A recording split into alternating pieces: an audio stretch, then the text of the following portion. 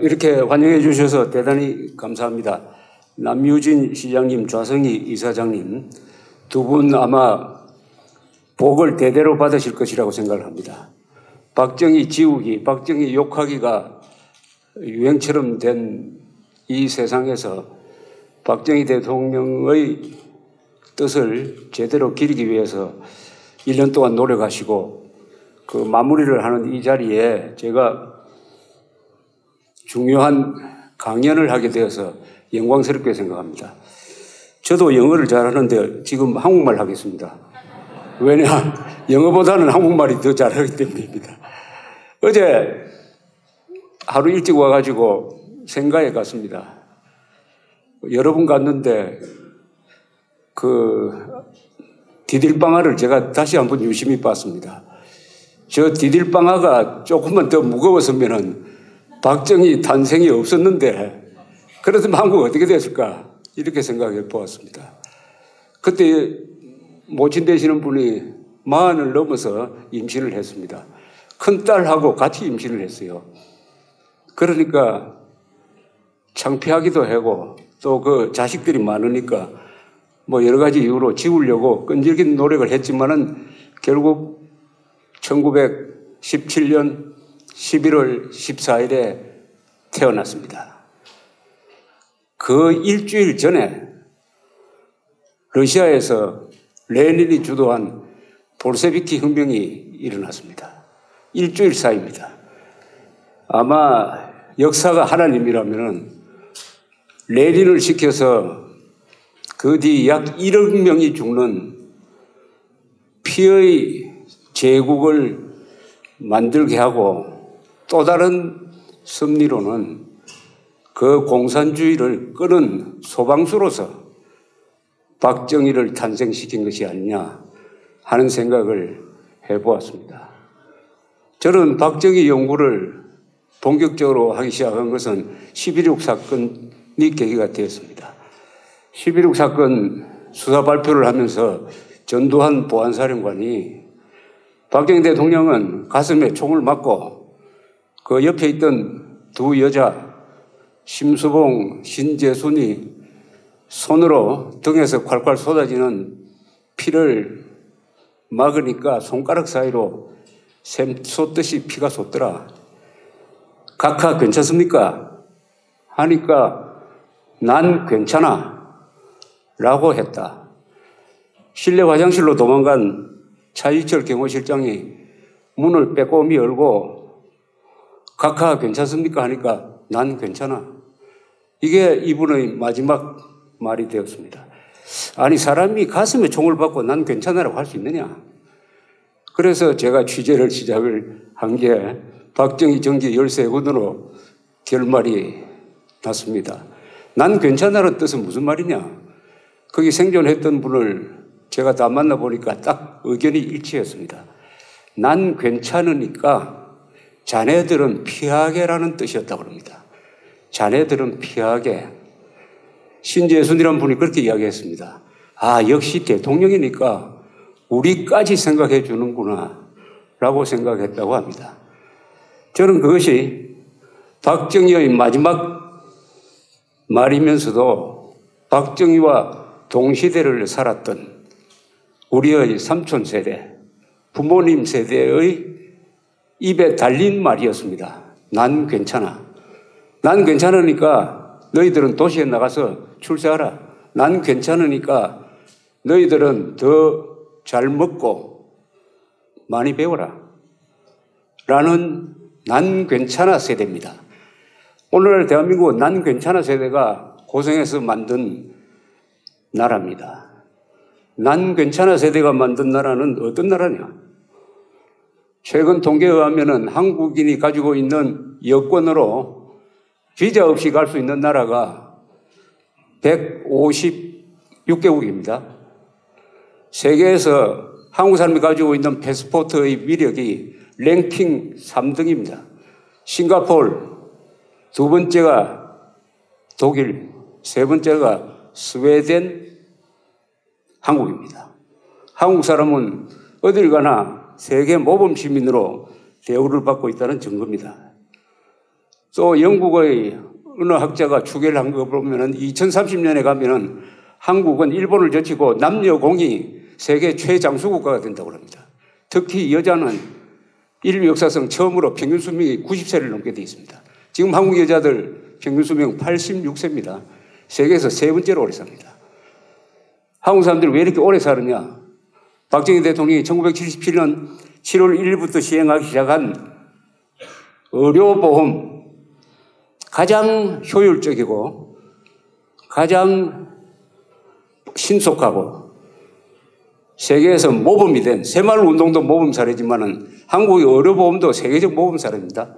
그 의료보험 제도가 없었으면은 우리가 최장수국을 꿈꿀 수 없는 것 아니겠습니까? 또 있습니다. 한국은 지금 인구가 5천만 이상이고 인구가 5천만 있으면 큰 나라입니다. 민주주의를 하는 나라, 1인당 국민소득이 3만 달러 이상 되는 나라, 세계에서 7나라입니다. 미국, 일본, 독일, 영국, 프랑스, 이탈리아, 한국. 이 7나라가 진정한 강대국 아니겠습니까? 요사이 입만 벌리면은 한국은 양극화다, 소득 불균형이다, 1대 99다 라고 거짓말하는 사람이 있습니다. 이것도 최신 통계입니다. 140개국의 소득 분배도를 측정한 최근의 자료입니다. 최근. CIA 홈페이지가 붙어 있어요. 한국이 평등한 랭킹으로 세계 24등입니다. 평등한 쪽입니다. 심지어 평등을 기치로 내걸고 수많은 사람을 죽여가면서 공산주의 체제를 만들기 위해서 노력하고 있는 지금 남아있는 공산주의 국가 중국, 베트남, 쿠바, 베네수엘라는 요 최근에 공산주의 국가가 됐습니다. 네 나라보다도 평등도가 대한민국이 훨씬 더 높습니다. 그것은 박정희란 인간, 이승만이라는 인간, 그분이 펼친 정책, 인간 박정희는 어떤 사람이었느냐? 박지문 씨의 표현에 의하면은 살아있는 모든 것을 사랑한 사람이다. 인간뿐만 아니라 동물, 나무, 풀 한 포기까지 사랑한 사람이다. 그런 사람이 펼친 경제정책이 결코 부자만 살찌울 수 없는 거죠. 그런 사람이니까 산림녹화에 성공한 거 아니겠습니까? 산림녹화가 산이 푸르면 근사하다, 그림 그리면 좋겠다 이런 마음으로 될 수가 있겠습니까? 나무를 사랑하니까 그렇게 된 것입니다. 그래서 앞으로는 박정희 정책 연구도 참 중요하지만 인간 박정희, 특히 사상 박정희 더 중요한 것이 아니냐. 박정희 정신은 새로운 국면에서 한번 연구해 볼 필요가 있다는 생각이 듭니다. 박정희는 영웅이었습니다. 영웅과 이미지가 안 맞는 사람입니다. 박정희 대통령 면전에서 각하는 영웅입니다 하면 아마 뼈 안 맞았을 거예요. 그분은 부끄럼 타는 분이었어요. 면전에서 칭찬을 받으면 어색해야 하는 사람이었습니다. 눈물이 많은 사람이었습니다. 그러나 박정희의 진면목은 니체에서 찾아야 될지 모르겠습니다. 박정희 대통령 돌아가셨을 때 국장을 했습니다. 국립교향악단이 연주한 노래가 짜라투스트라는 이렇게 말하였다. 리하르트 슈트라우스가 작곡한 음악이 연주되었습니다. 리하르트 슈트라우스는 짜라투스트라는 이렇게 말하였다의 서문, 천하 명문으로 알려진 서문을 그 교향시로서 표현했는데 짜라투스트라는 이렇게 말하였다의 서문에 이런 대목이 있습니다. 초인은 어떤 사람이냐? 더러운 강물을 들여 마셔서 바다와 같은 새로운 세상을 만들면서도 자기의 정신적 순수성을 지켜가는 사람. 쉽게 말하면 청탁을 들이마시되 끝까지 순수한 영혼을 지켜가는 사람, 바로 이분이 박정희였습니다. 이분이 박정희라는 증거는 그 마지막 죽음 뒤에 가까이 있는 보안사 병원으로 옮겨졌습니다. 옮기는 중에 운명을 했습니다. 의사가 불려와가지고 거만을 하는데 따라온 중앙정보부 요원이 얼굴을 보지 못하게 얼굴을 덮어버렸습니다. 나중에 그 의사가 조사를 받았어요. 아니 당신은 왜 시신을 그만하고도 박정희라고 몰랐느냐, 대통령이라고 몰랐느냐. 이 사람의 대답이 이렇게 나와 있습니다. 시계를 보니까 흐름한 세이코 시계고 넥타이 피는 몇 개가 벗겨져 있었고 혁대는 해져 가지고 허옇게 되어 있었습니다. 라고 이야기를 했습니다. 나중에 이분 사무실을 정리할 때 화장실 들어가서 변기통을 열었더니 거기에 벽돌 2장이 들어있었습니다. 물을 아끼기 위해서. 2층이 침실이었어요. 침실을 조사를 하니까 거기 카빈총이 하나 있었고 효자손이 있었습니다. 효자손. 그리고 거기도 변기 안에 벽돌이 들어있었습니다. 자기만 보는 자신한테 정직한 분이었죠. 초인, 영웅. 박정희가 정말 영웅이라면은 영웅도 여러 가지가 있습니다. 나폴레옹이나 알렉산더와 같은 전광석화의 그런 영웅도 있고, 처칠과 같은 영웅도 있고, 링컨과 같은 영웅도 있습니다. 박정희는 박정희 같은 영웅이에요. 이분의 진정한 영웅성은 어디에 있느냐? 혼자서 영웅이 된 게 아니고 동시대를 살았던 한 세대를 전부 영웅으로 만들었습니다. 자꾸 여러분들이 하니까 죄송한데 제 나이 기준으로 이야기합시다. 우리의 삼촌, 부모 세대 다 영웅들입니다. 그 세대에서 나온 사람들, 박태준, 정주영, 이병철, 백선엽 장군 같은 사람, 이런 사람들 영웅 아닙니까? 박정희는 자기만 영웅이 된 게 아니라 한 세대를, 우리 모두를 영웅으로 만들었습니다. 영웅 시대를 열었어요. 북한에는 딱 3사람만 영웅을 자칭하고 있습니다. 영웅을 자칭하고 나머지는 다 로봇입니다. 로봇. 오늘날 대한민국의 발전은 박정희 혼자서 잘 된 게 아니고 박정희가 수많은 영웅을 만들었다. 어떻게 만들었냐? 교육을 통해서 만들었다. 박정희 생애는 4단계입니다. 여기 물 있으면 좀 주시면 좋겠다. 교사, 군인, 혁명가, 그리고 위대한 CEO였습니다. 가장 중요한 게 이분이 교사였다는 사실입니다. 교사로서의 군인이었고, 교사로서의 혁명가였고, 교사로서의 CEO였습니다. 이분이 양성한 수많은 70년대에 양성한 한 100만 명이 넘는 기능공이 1980년대에 중화공업을 꽃피우고 오늘 또 대한민국을 먹여 살리는 이 세계 5대 공업국의 기반을 움직여가고 있습니다. 이승만도 마찬가지죠. 이승만, 박정희가 다른 지도자와 근본적으로 다른 것은 교사였다는 사실입니다. 교사적 품성을 가졌다는 사실입니다. 우리가 상관들을, 지도자를 많이 모셔보지만은 위대한이라는 말을 붙이는 사람들은 공통점이 있습니다. 그 사람들은 교사입니다. 교사. 유능한 것만으로는 안 되죠. 교사. 사람을 기르는 사람. 사람을 기르는 사람. 오늘날 박정희를 한국에서만 이렇게 추앙하는 것이 아니라 국제사회에서도 추앙하고 배우려고 하는 이유가 바로 그 교육자로서의 품성에 있었고, 그런 점에서 대우사범이라는 학교가, 그리고 만주 군관학교, 일본 육군사관학교, 그리고 한국 조선경비사관학교, 그리고 이분이 미국에서 유학했던 군사학교, 이 모든 교육이 박정희한테 넘어가서 어떻게 보면은 잡종 강세, 한국적인 것만 가진 게 아니라 한국에다가 일본적인 거, 미국적인 거, 이런 게 다 합쳐져서 박정희라는 한 주체적 인간에 의해서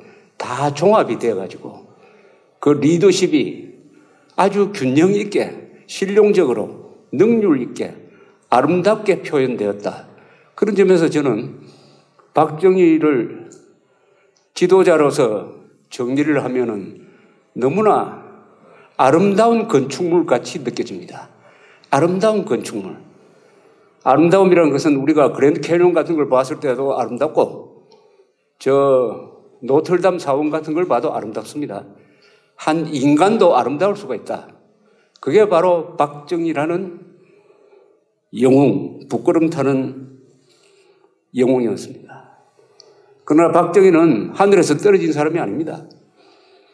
이승만 없었으면 박정희 없습니다. 이승만의 성공적 토지개혁, 교육 확충, 한미동맹 구축이 없었으면 박정희의 경제개발은 성공할 수가 없었습니다. 또 한 사람, 이 사람이 없었으면 박정희는 대통령이 될 수가 없었습니다. 이 사람 누군지 아십니까?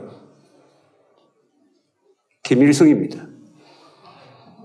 김일성의 남침이 없었으면 군에서 여순반란 사건 이후에 남로당과 연루됐던 박정희 소령은 군복을 벗었어요. 민간인이었습니다. 6.25 남침 없었으면 박정희는 대통령이 아니라 불평불만하는 사람으로 끝났을지 모릅니다. 남침하니까 군의 수요가, 장교 수요가 모자라니까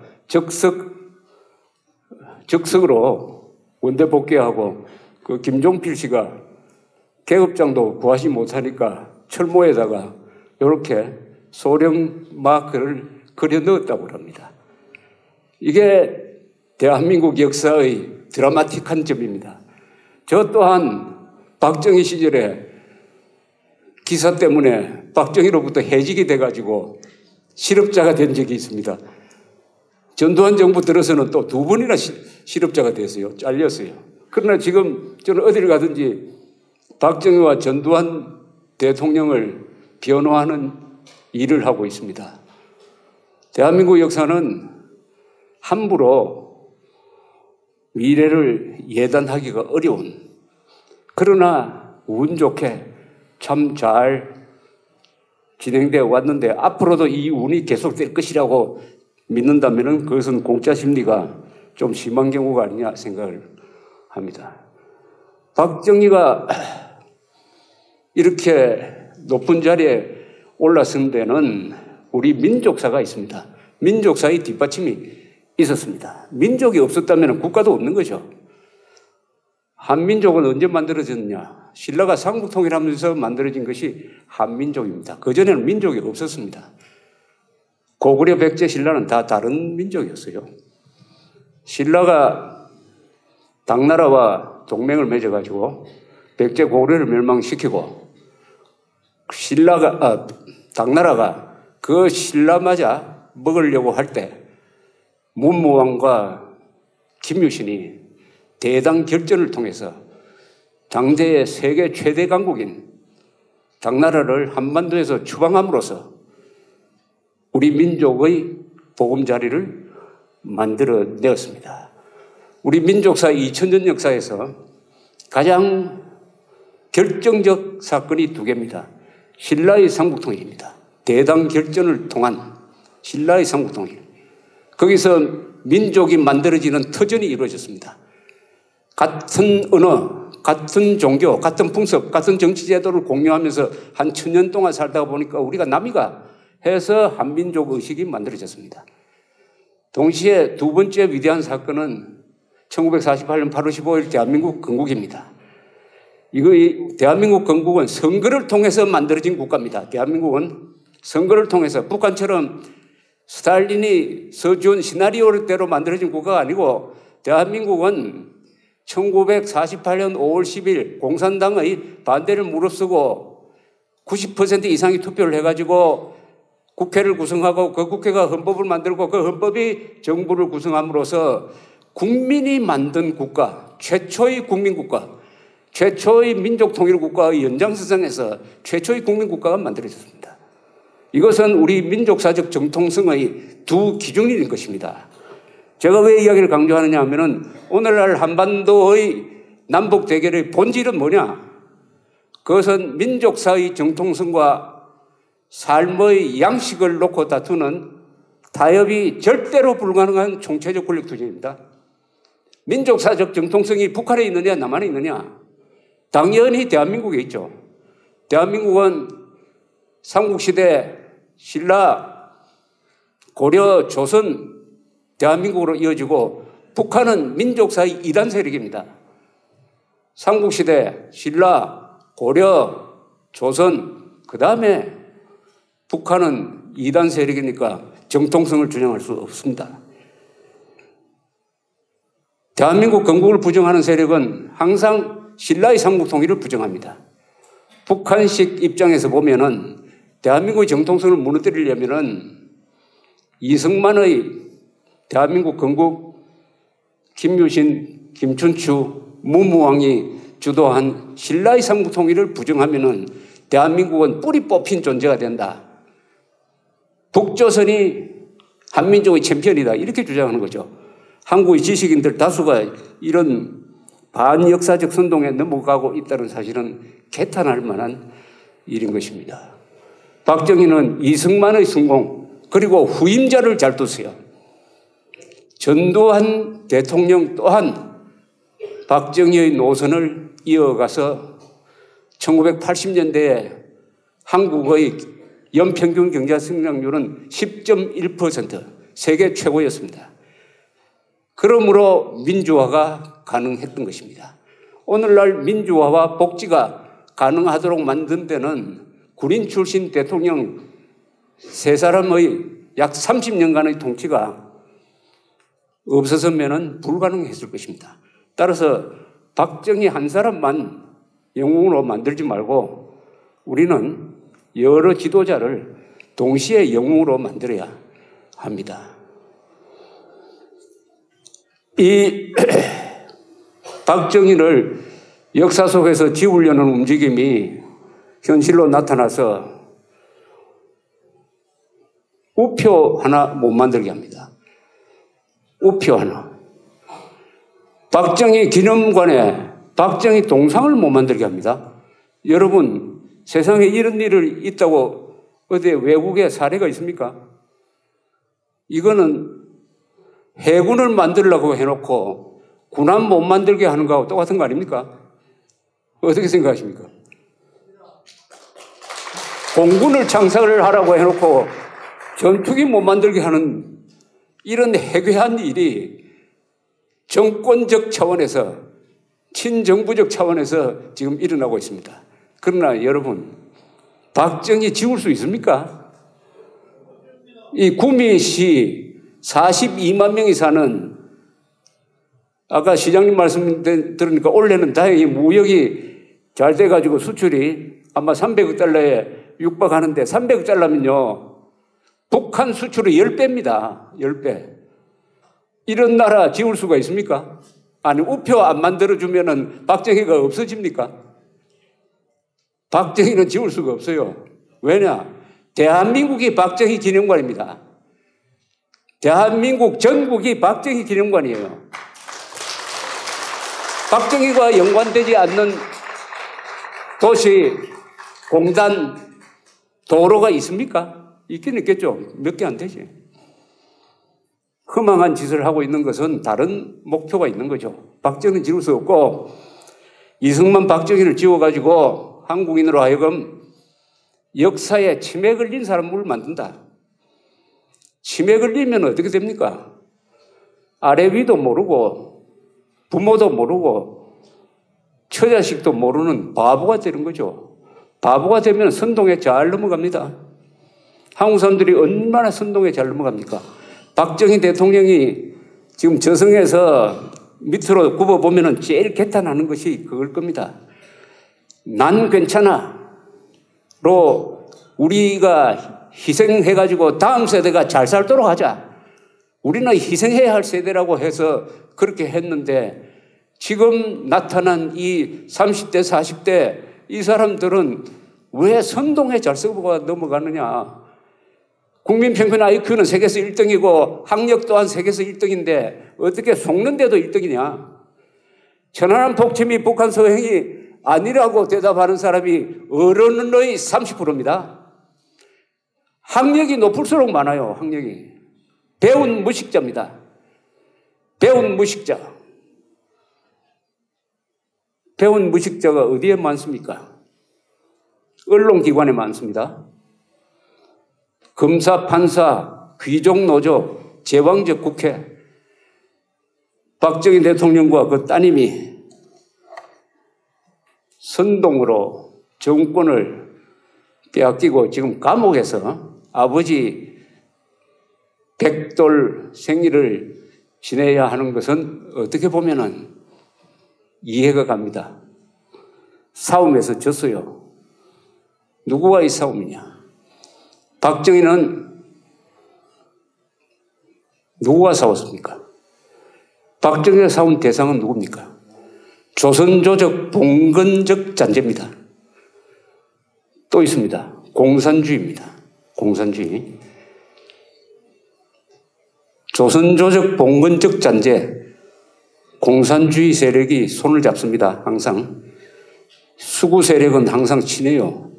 사대주의 세력이 자기들이 주체 세력이라고 거짓말을 합니다. 신라의 삼국 통일을 만든 사람, 대한민국 건국과 부국 강병의 영웅들 5명, 박정희, 이승만, 문무왕, 김춘추, 김유신의 공통점이 있습니다. 이 사람들은 개방적인 사람입니다. 세계 정세를 보는 사람이에요. 매우 실용적인 사람입니다. 그 중에 4명은 군인이었어요. 5명 중에 4명은. 이승만은 군인보다도 더 군인적인 사람이었습니다. 상부정신이 있는 사람이었어요. 개방적이고 주체적이고 실용적인 사람. 그 노선을 따라서 통일이 이루어지고 대한민국의 발전이 이루어졌습니다. 그 반대편에 있는 세력. 폐쇄적입니다. 골목대장입니다. 한국에서만 똑똑해요. 국제사회에 나가면 바보 됩니다. 그 논리 가지고는. 그리고 이자들이 사대주의입니다.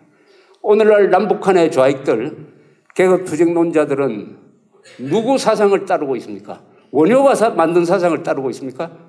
우리와 아무 관계없는 유대계 독일 사람이 만든 계급투쟁론을 신주단지 모시면서 따라가다가 한민족을 참화로 몰고 간 이자들이 사대주의자인데 사대주의자니까 그것을 감추기 위해서 자기들이 민족주의라고 거짓말하고 자기들이 민주주의라고 거짓말하고 주체사상이라는 거짓말을 합니다. 한국의 진정한 주체적 정치인은 아까 제가 예를 든 5명이었습니다. 박정희 지우기는 장기적으로는 절대로 성공할 수 없으나 단기적으로는 한국에 심각한 위기를 불러오고 있습니다. 그래서 이번 1년 동안 박정희를 연구하면서 박정희한테 물었어요. 어떻게 하면 좋겠느냐? 어떻게 하면 좋겠느냐? 박정희라면 이 순간에 어떻게 답을 낼 것이냐? 제가 박정희 대통령한테 전화해 본 적은 없지만은 통신이 잘 안 돼가지고 아마 박정희 대통령이 살아있으면은 이렇게 답하지 않았을까요? 첫째, 내가 실수한 게 있다. 뭐냐? 우리 세대는 공산주의와 싸우면서 몸으로서 공산주의는 악이다 하는 것을 알았다. 그래서 후배 세대들도 자연히 그것을 알게 될 것이다라고 생각을 해가지고 교육에 등한히 했다. 공산주의 이론 교육을 소홀히 했다. 이것이 큰 실수였다. 이렇게 대답할 겁니다.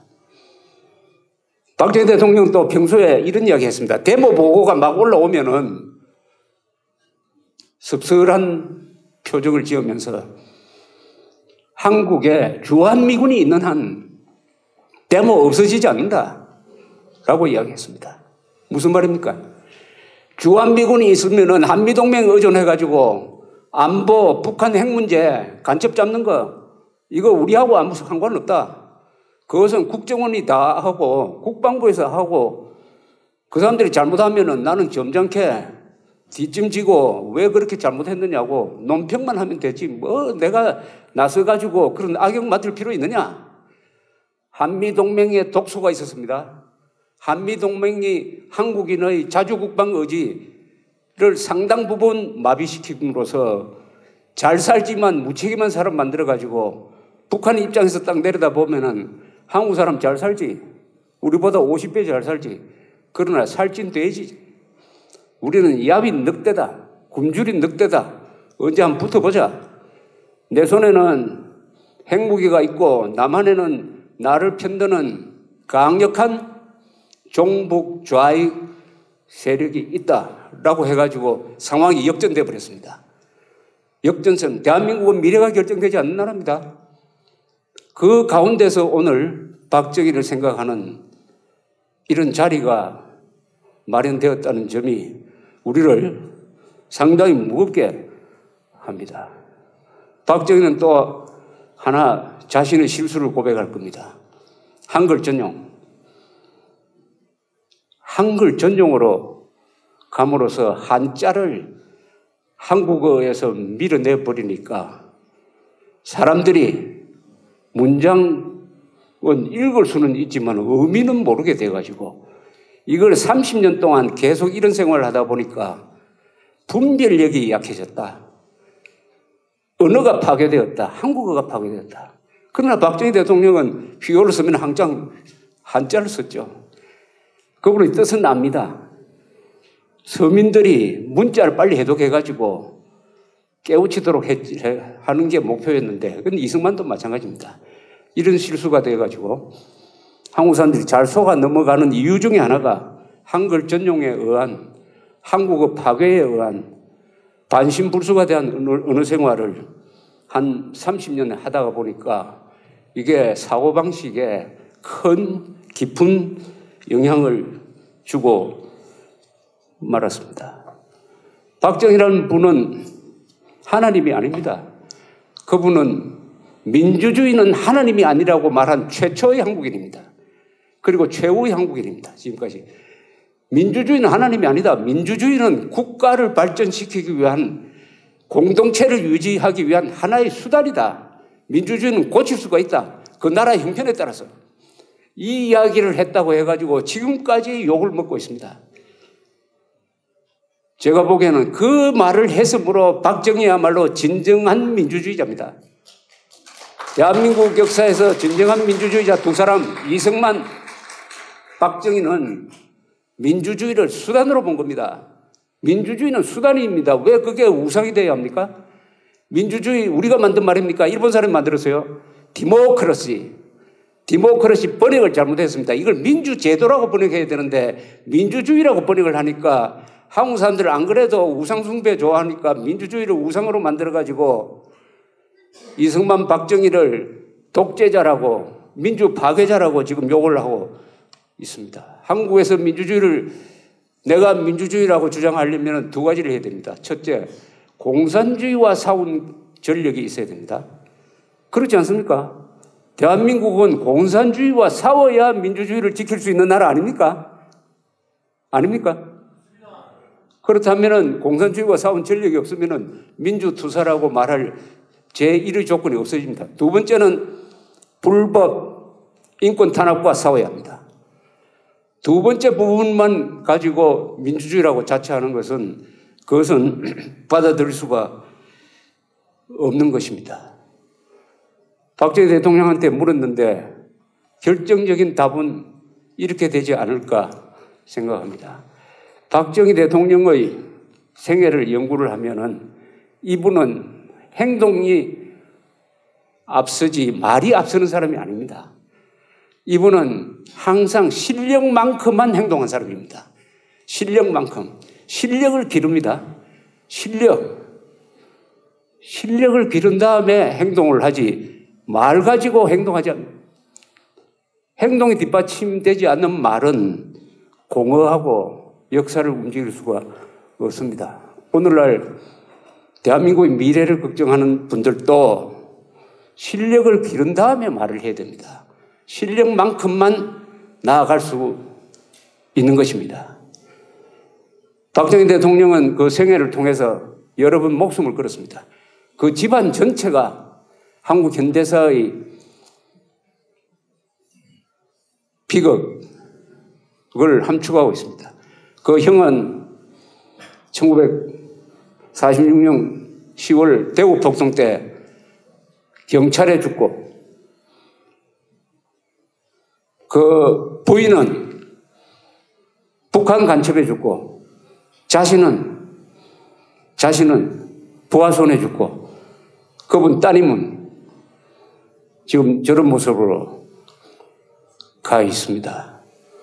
이분은 여러분 목숨을 걸 뿐만 아니라 가족들의 목숨까지 같이 건 그런 집안입니다. 아마 대한민국을 미래를 걱정하는 분들한테 박정희 대통령이 이렇게 이야기하지 않을 것입니까? 나는 저기 적힌 대로 내 일생 조국과 민족을 위하여 목숨을 걸었다. 1972년 10월 17일 유신 선포를 하는 그 선언문에 나는 일찍이 민족재단에 목숨을 걸었다는 이야기를 했습니다. 그 말 그대로 유신 체제가 끝나는 날 11.6입니다. 목숨을 걸었어요. 대한민국을 정말 걱정한다면, 걱정하지 않으면은 이 말 할 필요가 없죠. 정말로 걱정한다면은 목숨을 걸어야 합니다. 대한민국은 공산주의와 싸워야 지킬 수 있는 자유를 가진 나라입니다. 공산주의자들은 목숨을 걸었습니다. 체제 경쟁입니다. 체제 경쟁. 체제 경쟁은 생존 경쟁입니다. 이것은 다른 싸움과 다릅니다. 학술 논쟁과 다릅니다.